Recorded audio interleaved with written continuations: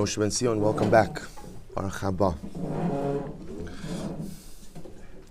All right, we'll say, let's begin. Today's daf is Kuf Lamed Daled 134. We are picking up on Kuf Lamed Gimel Amud Beis 133b, and we are picking up at Ibaylahu, which is 2, 4, 6 lines up from the bottom, last 2 words on the line. Our shiurim this month are dedicated by Paul and Kathy Pollack in commemoration of the yahrzeit of Paul's parents, Shmuel ben Zechariah, Sarah bas Avram, Zichronim Livracha. We hope that in the merit of our Talmud Torah, the Neshamos will have an aliyah and the family a nechama. And I will say with that, let's begin. Ibaylahu, Harosh Shachas. Remember again in yesterday's daf, we spoke about the interesting idea about if you have an animal owned b'shutfus, you have a jointly owned animal. So let me go back. The Mishnah tells you that if I have a jointly owned animal, that halacha l'maisa, such an animal is pater from matanos, since the Kohen has an ownership interest in it. We then got into the cases yesterday about what happens if instead of when we talk about a jointly owned animal, that means both people have a chelik in the entire animal. Let's say it's not like that. Let's say the partnership interest is divided up by parts of the animal. So we discussed yesterday the idea, we saw that halacha l'maisa, if let's say the Yisrael owns the head, right? So that paters him from the lechayayim, from the jaw, but he will still be obligated ultimately again, potentially, or I said that wrong, excuse me, if the Kohen owns the head, right? So any part of the body where there is a Kohanic ownership interest, that will exempt that part of the animal from the matana, but the other parts will be chayiv in the matana. So the Gemara goes further with this line of questioning. Yibaylahu, harosh shalcha v'kula shali, mahu.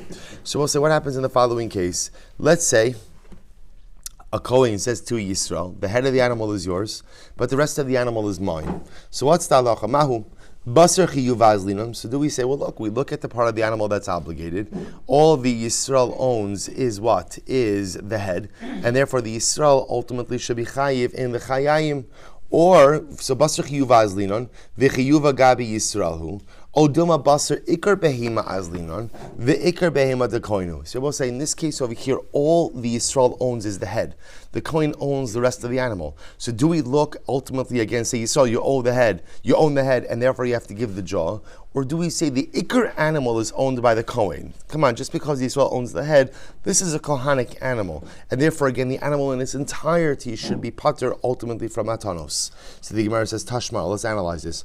Ovid kochavim, the Kohen shemas return the Yisrael ligzos pater. So we'll say an interesting case, if a non-Jew and the Kohen give their sheep to Yisrael to shear, it's pater from Reish Sagaz. Now, both saying, now that's an obvious case because the Yisrael doesn't own this animal. The Yisrael is providing a service of shearing the animals. So because of that, the Yisrael has no obligation of the first shearings vis-a-vis these animals. On the flip side, halokeach gaz sono shel ovei kochavim, pater mereish sagaz. Interestingly enough, if one goes ahead and purchases the first shearings of an akum, he is also pater from reishes hagaz. He is also pater. He's also pater from giving the Kohen the first shearings. Now, both saying, now the novelty over here that Rashi points out is like this. Let's say the akum has a sheep. The sheep is about to be shorn. I, the Yisrael, buy the rights to the shearings even before the shearing takes place. So halacha l'maisa, the Mishnah, the Brisa says that I am pater from reishes hagaz in that situation. And this is a chumrah that matanos have over first shearings. Look at Rashi. Last 2 lines on the daf. Matanos min hakohen chayiv, or it's changed to chayim kodem shchita v'chol behema lekohen chayiv b'matanos shelo zacha bahen kodem shchita. So we'll say that halacha l'maisa, if a person goes ahead and buys the rights to matanos prior ultimately again to the shechita of the animal, you are still obligated to give the matanos ultimately to the Kohen because the Kohen did not acquire them. Shma mina, basar chiyuv azlinon shma mina. Therefore, see from this that halacha l'maisa, we go after the chiyuv. So therefore, Abba say, for our purposes, in this case over here, where the Yisrael owns the head and the Kohen owns the rest of the body, even though the Kohen owns the primary animal, the Yisrael will still be obligated to give the matanos from the portion of the animal he owns.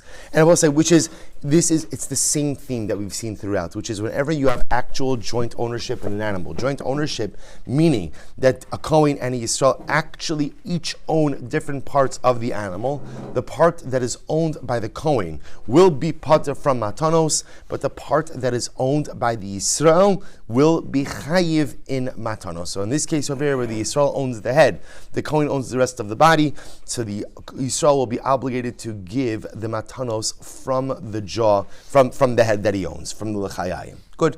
Top of Kuf Lamed Daled. Or minhu. The Gemara raises the kasha. Amanas shamatanos shali. Interesting case. Let's say a Kohen sells an animal to a Yisrael.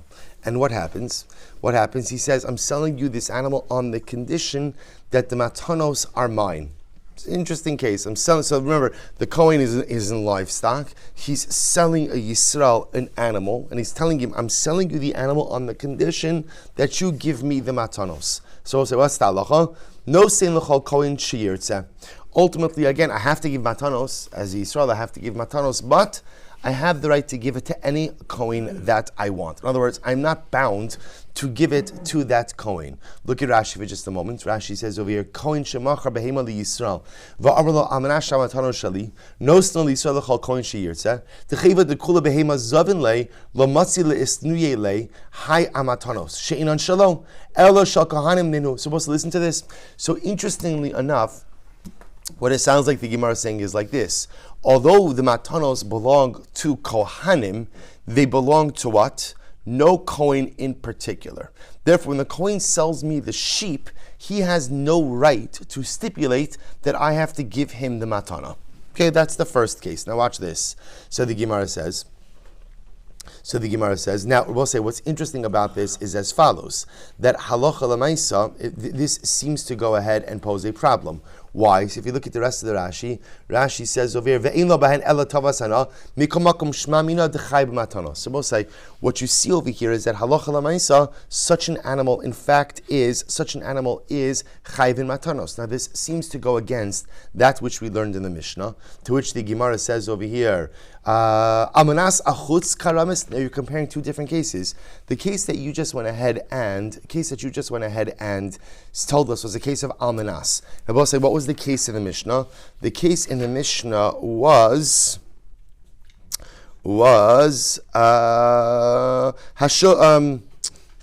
Im Amar Chutz Min Hamatanos, right? If a Kohen went ahead and Hashochet LaKohen LaOved Kochav Pater Min Hamatanos VaMishtatev Mehem Tzarich Jeyusham V'Im Amar Chutz Min Hamatanos Pater Min Hamatanos. So we'll say this was a case of seemingly where Yisrael was in shutfus with a Kohen, and the Kohen said, I'm giving you the animal Chutz Min Hamatanos. So what's the halacha? What did the Mishnah say? Pater Min Hamatanos. Then I both say, what does that mean, Pater Min Hamatanos? Pater Min Hamatanos means that the Yisrael is exempt from giving additional matanos. Why? Because the Kohen keeps the matanos. So in the Mishnah, it sounds like over here, that when the Kohen says, Chutz Min Hamatanos, I'm selling you this animal, except for the matanos, the Kohen gets to keep the matanos. Yet, in this case over here, when the Kohen says, I'm selling you the animal al minas on the condition that I get to keep the matanos, then what? It doesn't work, right? It doesn't work. The Yisrael has to give the matanos, but he gives it to whoever he wants. So we'll see here the contradiction. Again, the Mishnah said, one more time, Kohen says, I'm selling you the animal chutz min matanos. Mishnah says, no problem. Sale is good. Who gets the matanos? The Kohen seller. Case we just brought down in the Brisa, Kohen sells me an animal. He says, Al minas shamatanos shali. I'm giving to you on the condition that the matanos are mine. What's the halacha? I have to give matanos, but what? Anyone I want. So what's going on over here? Tush Gemara says, no. Two different cases. Al minas achutz karamis. Again, two different cases. The case of the Mishnah is chutz with the exclusion of. The case in the Brisa is al minas. I will say, what's the difference? Chutz shiyurahu. Almanas lav shiur. But it's an interesting distinction. Chutz is a shiur. Chutz means I am pulling something out of the sale.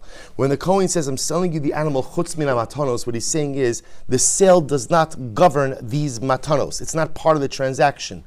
Almanas is what? Almanas is a condition in the sale. So the Brisa teaches me if the Kohen makes a condition on the sale, you don't have a right to make that kind of condition, Kohen. It's not yours, meaning it belongs to the kahuna, but you can't claim that as your own. You could pull something out of the sale, absolutely, you could pull it out of the sale, but you can't make it a condition of the sale. Or the Gemara says, really, is that true? But we have another Brisa. This second Brisa says that what? If a Kohen sells the animal to the Yisrael almanas on the condition that the matanos are mine, the matanos are his. So we'll say, so now we have even a bigger problem. So it seems that what? It seems that almanas works the same way as chutz, that it does work. So what's going on over here? Baha pligi. So we'll say, so now here's the machlokes between the two Brises. Mar savra almanas shiurahu, umar savra almanas lav shiura. So we'll say, interestingly enough, what we have now is a fundamental machlokes about how almanas works. So let's go back to what we know. What we know and what everyone seems to agree on is that what will work, Rabbi, in this type of transaction? Chutz. Chutz works. Why does chutz work? Because chutz pulls out the matanos from the sale. So if the Kohen comes over to me and he says to me, I'm selling you this animal, chutz min ha-matanos, what he is effectively doing is pulling the matanos out of the sale. Okay, if it's not part of the sale, it's not part of the sale. There's nothing to talk about. Therefore, again, the Kohen gets to keep the matanos. If the Kohen says, I'm selling you this animal, almanas, on the condition that you give me the matanos, does that work or not? It is a machlokes. What's the machlokes predicated on? The machlokes is, how does almanas transactionally impact a sale? Is almanas considered to be a shiur, that you're pulling something out of the sale, or is it a condition in the sale? If it's a condition in the sale, such a condition will be invalid for a Kohen to make. If it's pulling it out of the sale, a shiur, then ultimately, again, it will work. So most I say the Gemara ends off ultimately with a machlokes, but an interesting one.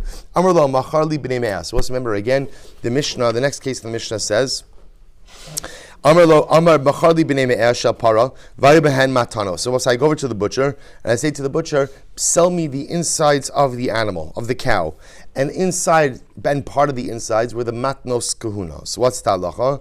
Nosna l'kohen, I give it to the kohen, ve'eno menakilo min adamim. But ultimately, again, I don't reduce the purchase price. However, lachan heimenu b'mishkal, if I bought the meat by weight, then what? I separate out the matanos, umnakilo min adamim, and ultimately I do go ahead and reduce the purchase price from the Kohen. From the butcher. Says the Gemara, Amarav, lo shanu ela sheshakal yatzmo. This is only true when you measured out the insides of the cow yourself. Look at Rashi for just a moment. Lo shanu. So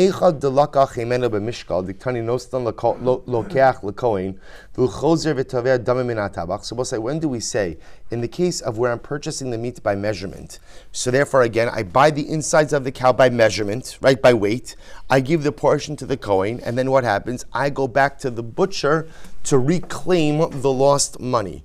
Rav says, when is that true? Only when I weighed it myself. I did the weighing myself. Look at Rashi. So one more time. Lo shanu heichad delakach heimenu b'mishkal diktani nostan lokeach lakohen v'chozer v'tovei adam min hatabach. So we'll say, when is it that I give the matanos, then go to reclaim the money from the butcher? Ella, Rashi says, kishashaklan lokeach liatzmo. Only when the purchaser weighed the insides of the animal himself. Dechivan de tabach lo naga bahen, eno bal dvarem shal kohen, lefichach zeh halokeach nosnan v'hu shoa lo hadamim shalatabach hayamut alitin. So let's remember again, this goes back to what we learned before. The din of matnos kuna, this is actually very interesting, is actually on the butcher. See, we would normally think that the din of matnos kuna was on the owner of the animal, but we already saw before.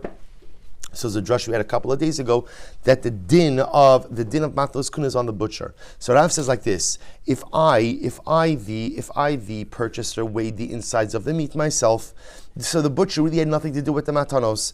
I give the matanos to the Kohen, and then what? Halacha l'maisa, I go back to the butcher to reclaim my money.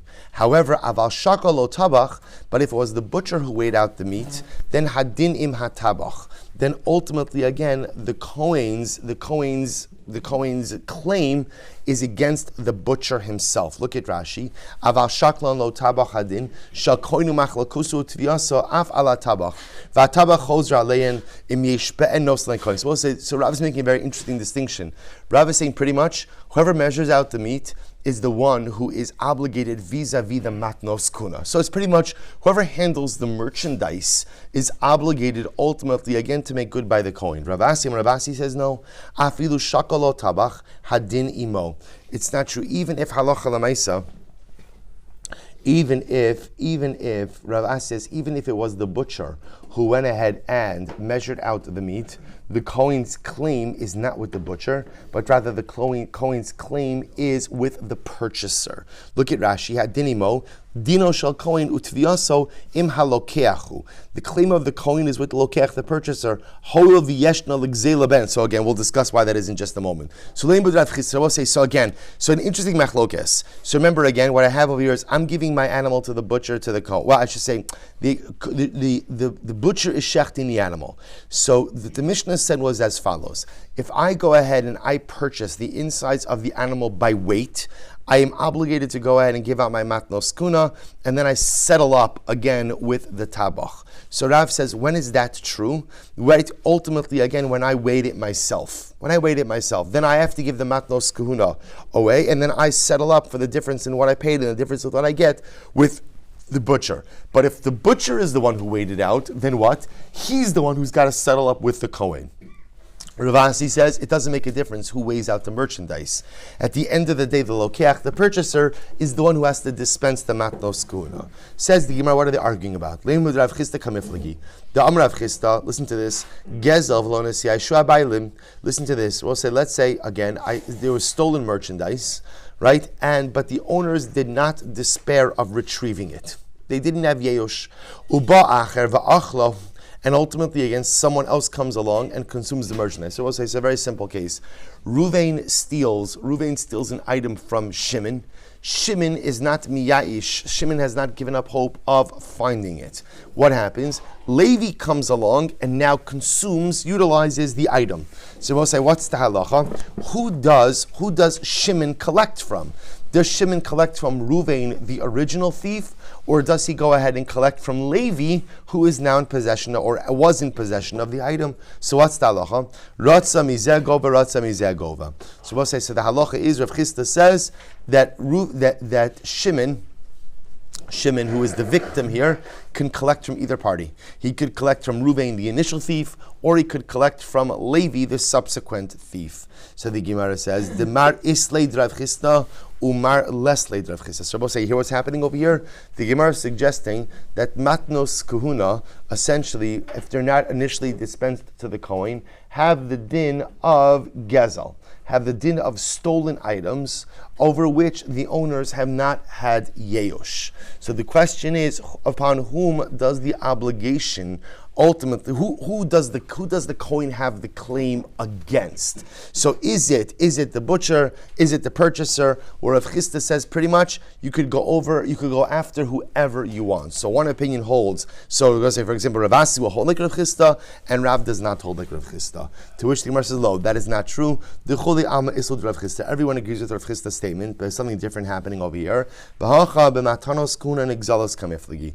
I will say here, actually, what they're arguing about is interesting idea. Can matnos kahuna be stolen or not? Demar savar nigzelas, umar savar eno nigzelas. One opinion holds they can be stolen. One opinion holds that they cannot be stolen. I will say, what does that mean? Look at Rashi. V'hacha begezel matnos kuna kamiflagi, mar savar matnos kuna nigzelos, v'nis chayiv gazlan begazluso, l'shalim de toras gezaleyen, umar savar eno nigzelos, in koach legazlan v'chol shein be'en, komokom sholchan achov mutal ami shehim etzlo, l'sito lekoin, v'arish l'nasech. Watch this. Can matnos kahuna be stolen or not? So we'll say, watch this. See, if you hold that matnos kuna can be stolen, so we'll say this scenario, who's the thief? It's the butcher. Why is it the butcher? Because l'mais again, it was the butcher's obligation to dispense the matnos kahuna. So if you hold that matnos kuna can be stolen, the butcher is the thief. If the butcher is the thief, then who does the Kohen have the claim against? The butcher.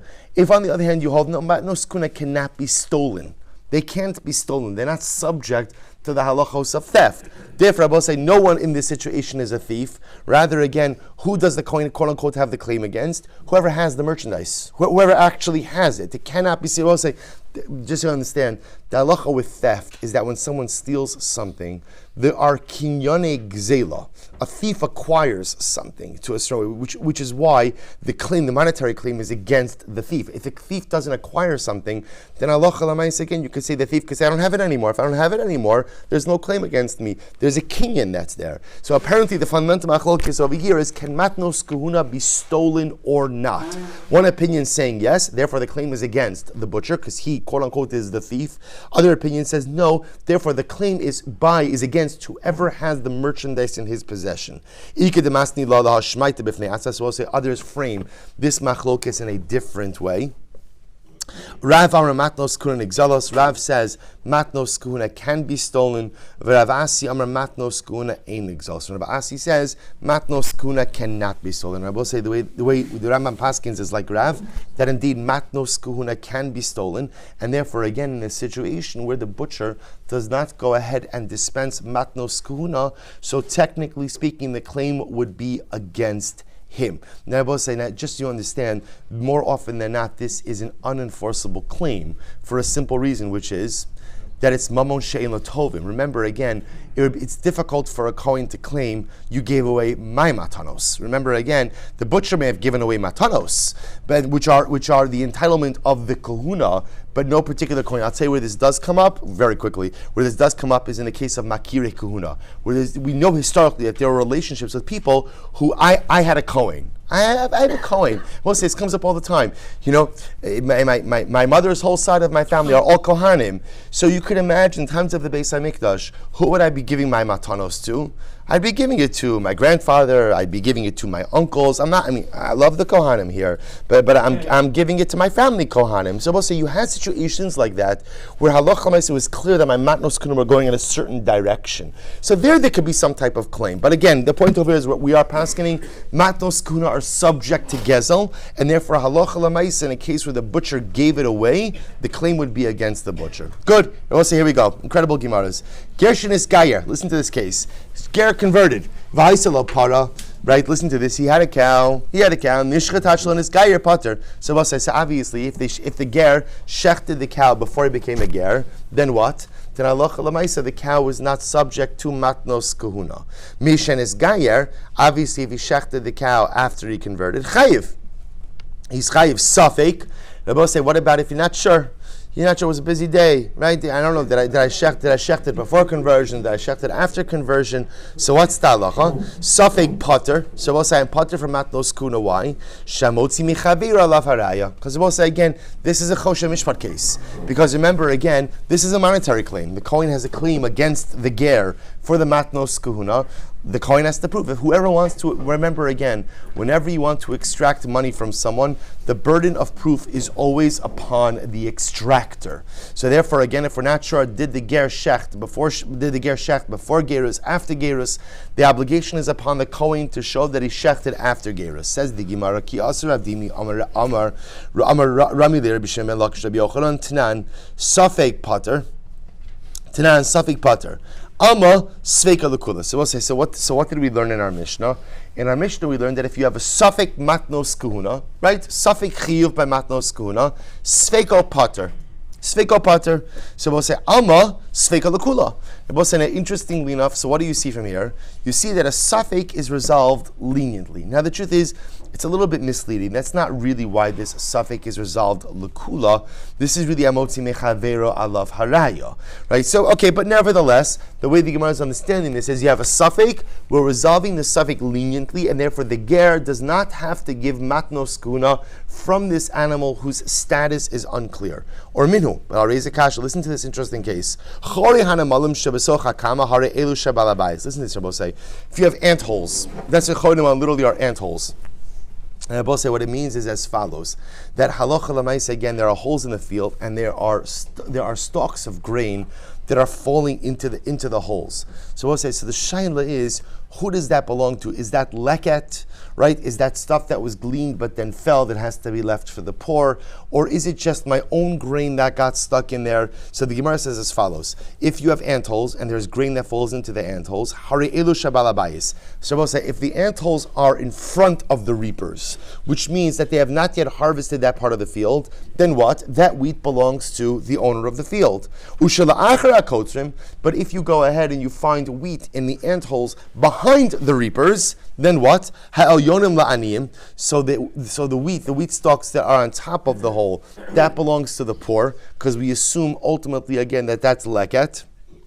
But stuff that's deeper in the hole, we will assume that halacha l'maisa that belongs to the owner of the field. Rabbi Meir says hakol la'aniyim. Rabbi Meir says no, everything belongs to the poor. Why? Shesafek leket. Because we'll say doubtful case of leket, right? Safek leket is leket. So we'll say, so now watch this. What do you see from here? So here's a case of where what? Safek is resolved how? Stringently. Safek leket. So we'll say, so understand, so you'll say to yourself, fine, that's leket, this is matanos. No, but so you could see that there's a common denominator here, right? They're both talking about gifts that I have an obligation to give to other members of Klal Yisrael. Matnos, kahuna, aniyim. So why is it that we're resolving safek matanos lekula, but yet safek leket l'chumra? To which the Gemara says, Rabbi Meir Omer Kofan. Amar Lei, so he said to him, Al takniteni, don't bother me with this. Shebeloshon yachid ani shona osa. Remember again, I understand that the Mishnah ultimately again is a das yachid. Look at Rashi. Al takniteni, second wide line. Dehadik safek leket yichidahi. Both say this statement of a safek leket is a solitary opinion, right? This is one person. This is not the majority opinion, as opposed to the Mishnah, which does reflect a majority opinion. The safek leket camp is one opinion of Rabbi Meir. Shani Shona Osa Kimosha Shenis Div Rabbi Meir Ela Div Rabbi Huda ben Igra Mishra Meir. So Gemara says Al Tagni Shav Yachid Ani Shona Osa Disanya Rabbi Huda ben Igra Om Mishra Rabbi Meir Safek leket Safek Shicha Safek Peya. So both say so again. Therefore, the first answer is it's not a contradiction because this statement by leket is a das yachid. It's one person's interpretation of the position of Rabbi Meir, but in no way represents a consensus opinion, as opposed to the Mishnah, which does represent a consensus opinion. Amarlo, he says, no, that's not a good answer. I don't care, even if you told me this over in the name of Ben Tadal. Both say, who's Ben Tadal? If you look at Rashi says over here, Al Tishana Osa Ela Balashon Ben Tadal, Afilu Eina Tashona Osa Ela B'Shem Shota Sheba Olam Shishmo Ben Tadal. So apparently there was this guy who was named Ben Tadal, who was known as a real shota. He was a little bit insane. So whenever people wanted to say, like when you ever wanted to call someone insane, you would call him a Ben Tadal. So whether that's an actual person or whether somehow that name is descriptive, whatever it is, the point that he's saying over here is that it doesn't make a difference. Even if you tell me it's a das yochid, an individual opinion, it's still important to explore it. Because remember again, ultimately there is logic that is being expressed here. So we'll say, so let's analyze this. Why do we say safek leket, safek shicha, safek peya? There's a logic. Why? We'll say, what's the meaning of the pasuk that says, you shall go ahead and literally, the ani and the rush, the poor person, the impoverished individual, hatzdiku. Hatzdiku literally means like exonerate, or make them righteous. So what does that mean? So the Gemara says, if it means that you should judge in their favor, that can't be. V'haksiv v'dalo said daberivo. Pasuk explicitly says you can't give preferential treatment to a poor person in a Beis Din dealing. Elet tzedek mishalcha v'sein. Rather, what does it mean? It means deal justly with him when it comes to your own money and gift him. Which I will say means what? This is actually a fascinating halacha, which tells me that halacha l'maisa, if I have a suffix about whether or not I am chayiv to give tzedakah, give the tzedakah. Give the tzedakah. So interestingly enough, what the Gemara is suggesting over here is the concept of safek leket, safek shicha, safek peya is based on this pasuk of ani v'rash hatzdiku. That literally, again, if there's a doubt about whether or not I am chayiv in something vis-a-vis the poor, err on the side of caution err on the side of the impoverished individual and give it ultimately again to tzedakah. So the Gemara goes right to Amar Rava. Rava says. So we'll say, so just to point out over here, so just so you see, this is the distinction. So over here in the case of the leket shechicha and peah, so halacha l'maisa, I'm going to, if I have a suffix, I'm just going to count it all as leket shechicha and peah. In the Mishnah Rabbosai, again, there's a different halacha over here. This is by matnos kuna. So why not say by matnos kuna also? Isn't that a form of tzedakah? And therefore, maybe I should give if I'm a supak, right? The ger doesn't know that I shecht before gerus, after gerus. I should have to go ahead and give it. Watch this, Rabbosai. So the Gemara says, Amar Rava. Rava says, first wide line, Kuf Lamed Dalet Amud Aleph. Amar Rava, para becheskas p'tura kaima. Kama becheskas chiyuva kaima. Rava says something amazing. Rava says, here's the distinction. This par has a cheskas p'tur. Why does it have a cheskas p'tur? Why does it have a chazaka that it's exempt from matnos kuna? Because it belongs to a guy. Because it belongs to a Gentile. Remember, again, this person was not Jewish. That we know. So the chazaka was, he spent his entire life as a non-Jew. So therefore the chazaka is that it was shechted before he became Jewish. The wheat, right, the wheat itself has a chazaka that it is subject to the halachos of leket shechachan peah. Therefore, again, if there's a suffix, we go after the chazaka. The chazaka by animal exempts it, the chazaka by wheat obligates Abaye. 1 second. Vahare Isa Naasis. So what about this following case? Vahare Isa, when it comes to the case of a dough, we'll say literally a dough, right? Naasis Achlonis Gayer Pater min Chala. If the ger made it before he converted, it's Pater from Chala. Mishanis Gayer Chayiv. Once he converts, obviously he makes a dough, right? So ultimately he's Chayiv. Safek Chayiv. What happens if he's not sure? Did I make the dough before I converted, after I converted? What's the halacha? Chayiv. Wow, what's going on over here? Well, so remember again, this is chala. Chala is also one of the matnos kuna. So what's happening? Here we go. Amrali is incredible. Safek isur the chumra, safek bamona the kula. I will say here it is. Right? Everything depends on the nature of the prohibition we're dealing with. Chala is a safek iser. If you look at Rashi for just a moment, Rashi says over here. No, Rashi, sorry. Oh yeah, chala. Safek isur sheyesh ba avon misa. Rabbi say chala is isur. If a zar, this doesn't apply today when we separate out our chala, right? But if a non-Kohen goes and eats chala, the mamish is punishable by misa. Hilchach lo samchina nachazaka. So Rabbi say when it comes to isur, we're much more careful. Therefore, in the case of isur, we're going to tell you separate out chala. Rabbi say the case of matnos kuna is not isur. How do we know it's not isur? Rabbi say what happens if a Yisrael goes ahead and eats the matnos kuna? What happens?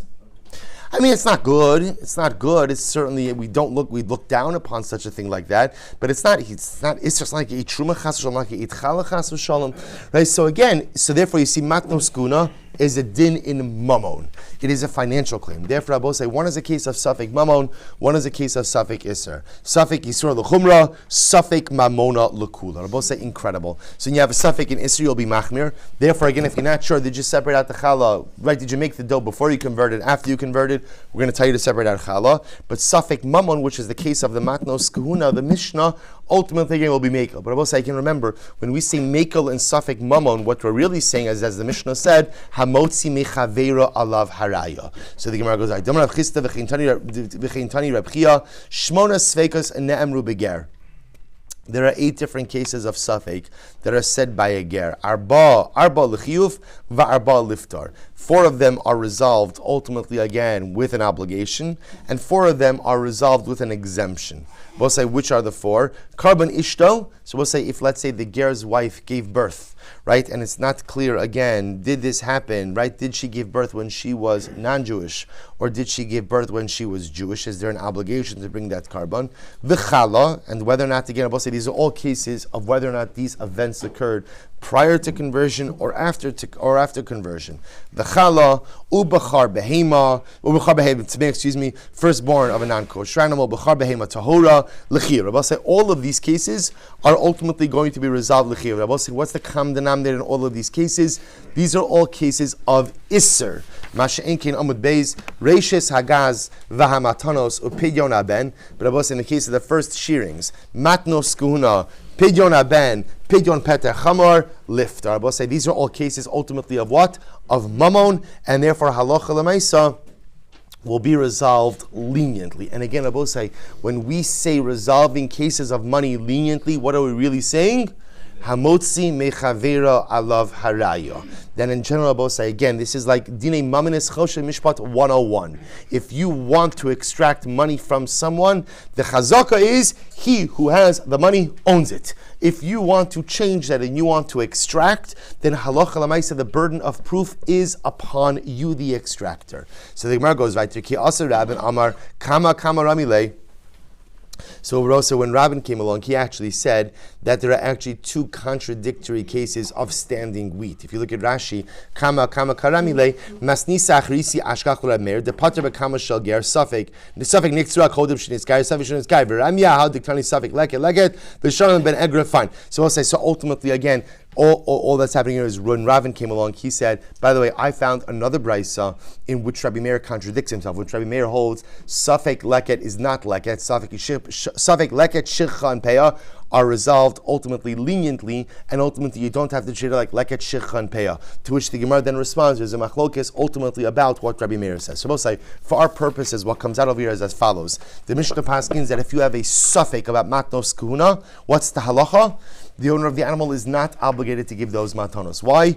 Hamotzi michavera lafaraya. Yet, if you have a suffix regarding leket shechecha peah, what's the halacha? We rule, quote unquote, l'chumra. The objects become leket shechecha peah, seemingly based on that pasuk of ani verash hatzdiku. That's whenever you have a doubt about tzedakah, the law always sides with the aniyim. Incredible. The Gemara goes right there. Levi zara b'kishar. So we'll say Levi had wheat. He planted stuff in Kishar. Kishar is the name of a place. So we'll say here was the problem. He had leket, and there were no poor people. We'll say, can you imagine that? Can you imagine, right? Living in a place where there are no poor people. Incredible, wherever this Kishar place is, right? So there was Mam. See, he has leket, but there are no paupers. So what do you do? Aslakim Rav Sheshes. He comes before Rav Sheshes. Amarle la'ani v'lager tazovosam v'lo la'arvim v'lo la'atalfim. So the halacha is you have to leave leket shichan peah for the ani and the ger, but literally not for the ravens and not for the bats. In other words, that you don't leave it in the field to be consumed by the animals. So I will say, so what that sounds like over here is that halacha l'maisa. What it sounds like is that if there's no one to leave it for, then there's no obligation. So meisvei. So the Gemara is the kasha. Ein mevi'in truma lo migoren le'ir v'lo memidbar liyishuv. So we'll say the halacha is, if I have truma, I am not obligated to transport the truma to another location to find kohanim. In other words, I don't have to go out looking for kohanim to give my truma to. So the Gemara says, "Ve'im ein sham kohen." So, but if there is no kohen there, what do I do? So socher para umevia mipnei hefsid truma. But I will say, but however, I don't want truma to rot. So literally, again, if there is no kohen in my locale, then what's the halacha? The halacha is that I hire a cow to go ahead and transport the truma to somewhere where there is a kohen. Why? Because otherwise there'll be a loss to truma. So we'll say, what do you see from here? Look at Rashi. Ve'im ein sham kohen ama baila frusha olatznua ad mishkach kohen. So we'll say, what do you see from here? You see from here that, let's say, for example, I live in a place where there are no kohanim. So don't say that just because there's no kohanim, I don't have an obligation to separate out truma. Rather, I separate out truma, and I actually have to take even the steps to get the truma to the kohen at some point in time. If that's the case, then why doesn't that same halacha apply to leket shechacha and peah? That again, even if there's no ani there, I pay is a little bit different, but at least by leket and shechacha, I should have an obligation to what? To go ahead and transport it to the ani. To which the Gemara says, shiny truma, ditivla velo sagila delo mifrashla. Truma is different, because the halacha is you have to separate out truma. Why do you have to separate out truma? Because if you don't separate out truma, your food is tevel. If your food is tevel, you cannot eat it. So once I have an obligation to separate it out already, then what? Then I have an obligation to go ahead and get it to the kohen. Look at Rashi. Shani truma de tivla, oseres akola mishum tevla, ficha al karcho. Tzarech lahafresh, right? Therefore, I will say halacha lemaisa, because ultimately, again, I have to separate it out. Once you have to separate it out in order to eat the rest of your crop, then halacha lemaisa, you have to get it to the kohen as well. I've hari matanos v'lo tavli. But one second, what about matanos? I will say we're back to matanos. What about matnos kuna, the zrod lechaim, the keva, which ultimately, again, do not make the rest of the meat teva, which means I could eat the meat even if I don't separate out the matanos, Vitanya, yet we learned, Makom shenagu limlog ba'agalim. So what's actually interesting, in a place where they used to scald calves. Now what does that mean, scalding calves? So apparently sometimes what they would do is, after you shecht the animal, you would normally go ahead and flay it, take off the flesh. So apparently in some places, what they would do is they would eat the meat with the skin, with the flesh still on it, the hide still on it, and what they would do is they would scald it. So scalding it removes the hair from the hide, but allows you to eat the animal with the skin on it. So halacha l'maisa, the Mishnah says, the Brisa says over here, that if you live in a place where they eat scalded calves, right, lo yafshit es hazroa. Ultimately, again, you should not go ahead and remove the hide from the zra before giving it to the Kohen, because the zra will be part of the matnos kunabos. It's very important. Under normal circumstances, when you give the matnos kuhuna, the matnos are on the meat. The hide, the Yisrael gets to keep.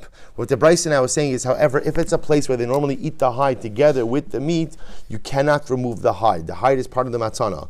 So the Gemara says, Lo yafshit es hazro, la hafshit es harosh, right? So la hafshit es harosh, lo yafshit es halechi. So we'll say if you're taking the skin off the head, ultimately again, when you give the lechi, when you give the jaw to the Kohen, you have to leave the hide on around the jaw. Vim ein sham Kohen, I will say that's not the important part for us. Here's the important part for us. Vim ein sham Kohen. Let's say again there is no Kohen locally. Then what's the halacha? Ma'alin osan bedamin va'ochlan. I assess the value of the zroa, the lechayayim, and the keva. I set aside that amount of money. I go ahead and what? I'm going to give that to a Kohen, va'ochlan, and then I could eat the matanos. You both say, as opposed to, let's say, truma or leket shichan peh, which are produce, which could keep for a lot longer, meat cannot keep. So if I don't have a Kohen in my immediate locale, then what does the Brisa tell me to do? Essentially, give the Kohen the monetary value. You eat the meat, give the Kohen the monetary value of the matanos. Mipnei hefsid Kohen. So both say, so what do you see from here?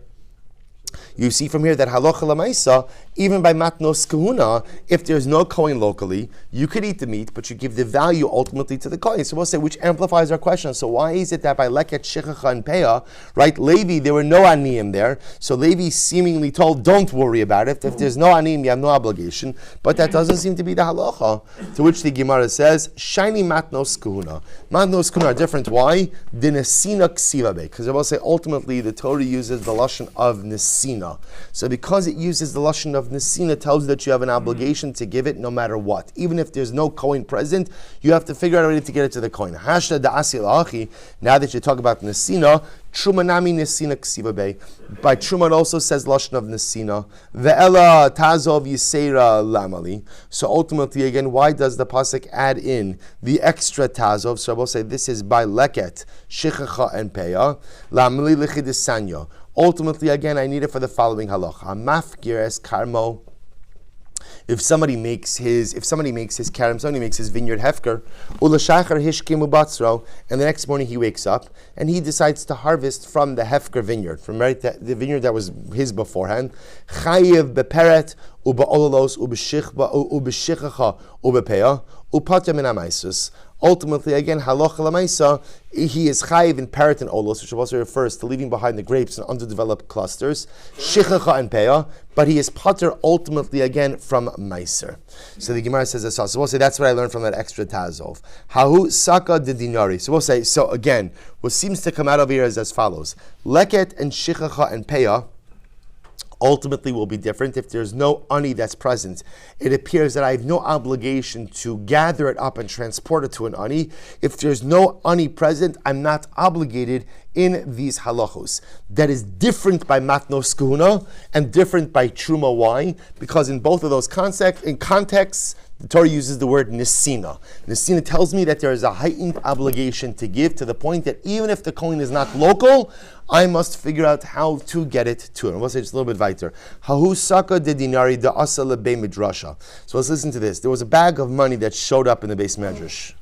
Every day this happens. Every day, right? Bag of money shows up in the base medrash. I will say this was funds for the poor, which someone sent. They sent it to the base medrash to be distributed to the poor. So what happened? This is actually an interesting story. Kadam Rabbi Ami v'Zachlon. Rabbi Ami took the bag of money. He took it. He got there first, and he went ahead and He acquired it. So the Gemara says, "Vehechi avad hachi." But Rabbi Ami, how exactly did you do this? V'aksiv v'nasan v'lo sheyital me'atzmo.